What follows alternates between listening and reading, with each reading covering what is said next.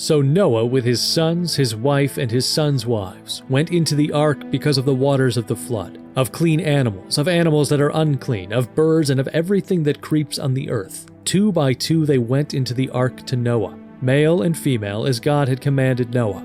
Now the flood was on the earth 40 days. The waters increased and lifted up the ark, and it rose high above the earth. And all flesh died that moved on the earth, birds and cattle and beasts and every creeping thing that creeps on the earth and every man. The great flood in Noah's ark, as mentioned in the Bible. The record dates back to Sumerian history, also called the creation myth. In the 19th century, as they were excavating Sumerian historical sites, archaeologists made an amazing discovery. They unearthed ancient record tablets called the Epic of Gilgamesh. By decoding the tablets, scholars were able to find out that the contents of one of them were surprisingly similar to the story of Noah's Ark in the Bible. Reed house, wall, wall, O man of Shurappak, son of Ubartutu, tear down the house and build a boat. Abandon wealth and seek living beings. Spurn possessions and keep alive living beings. Make all living beings go up into the boat. 6 days and 7 nights came the wind and flood, the storm flattening the land. The Epic of Gilgamesh is an ancient literature dating back to 650 BC, long before the Old Testament was written. This led scholars to suggest a hypothesis.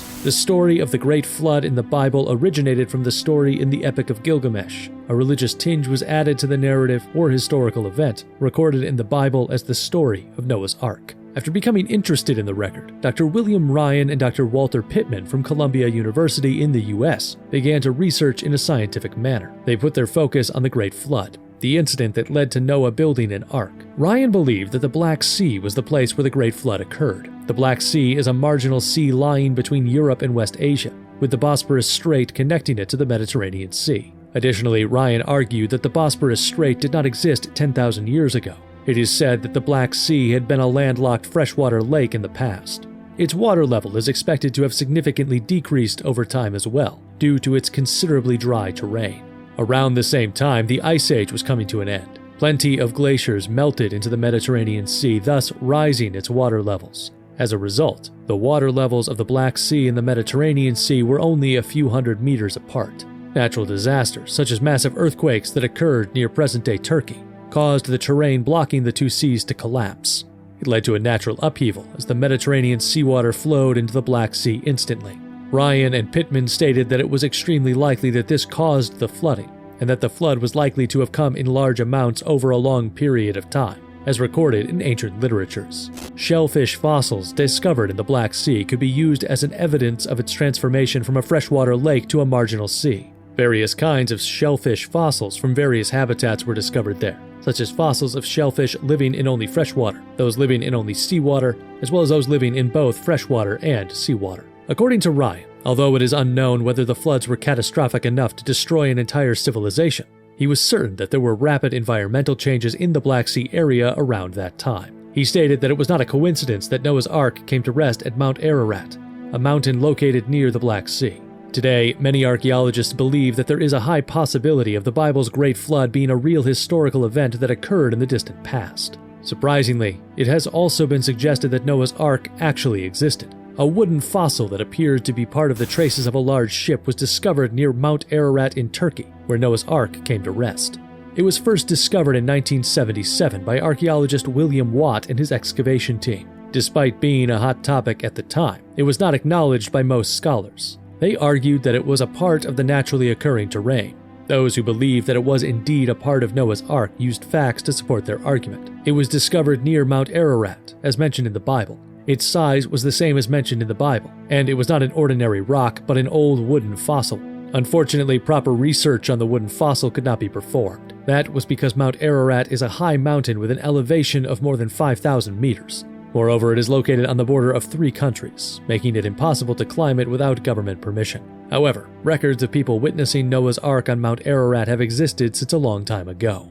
After this, the Ark rested on the top of a certain mountain in Armenia, which, when Noah understood he opened it and seen a small piece of land about it, he continued quiet and conceived some cheerful hopes of deliverance. For when he is describing the circumstances of the flood, he goes on thus. It is said there is still some part of this ship in Armenia, at the mountain of the Chaldeans, and that some people carry off pieces of the bitumen, which they take away and use chiefly as amulets for the averting of mischiefs. I saw an enormous black object at the top of Mount Ararat. And you must know that it is in this country of Armenia that the Ark of Noah exists on the top of a certain great mountain, on the summit of which snow is so constant that no one can ascend. The interest attaching to the first ascent of Mount Ararat is acknowledged by all, nor will it be likely to be diminished by the partial fall of that mountain in 1840, when the very monastery in which M. Parrot had resided and the ancient village of Argua, with the vineyards, traditionally believed to have been planted by Noah, were overwhelmed and totally destroyed by the ruins from above. The last reported sighting was in 1916. It involved a Russian aviator, Lieutenant Vladimir Roskovitsky.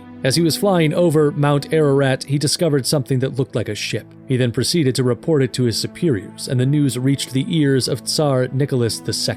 The next year, in 1917, the Tsar sent 2 squadrons to locate the Ark, take pictures of it, measure it, and write records on it. However, it is said that all the data was lost due to the Russian Revolution that began in the same year. As time passed, the youngest daughter of the Tsar, Anastasia, testified that she had seen the pictures as well as the reports. October 6, 2021. American researcher Andrew Jones and Dr. Fethi Ahmad Yüksel from the Department of Applied Geophysics at Istanbul University used state-of-the-art 3D scanning technology to investigate Noah's Ark on Mount Ararat. The results showed that there are parallel and angular structures underneath the surface where the aforementioned wooden fossil was discovered. This is absolutely not a geological feature that can be formed naturally. This fossil may not belong to Noah's Ark, but we are certain that it is an artifact made by humans in the distant past. Now, what exactly is the wooden fossil discovered on Mount Ararat? The shellfish fossils discovered at the top of Mount Ararat. How are they connected to the ship-shaped ruins? This has been Strange Night.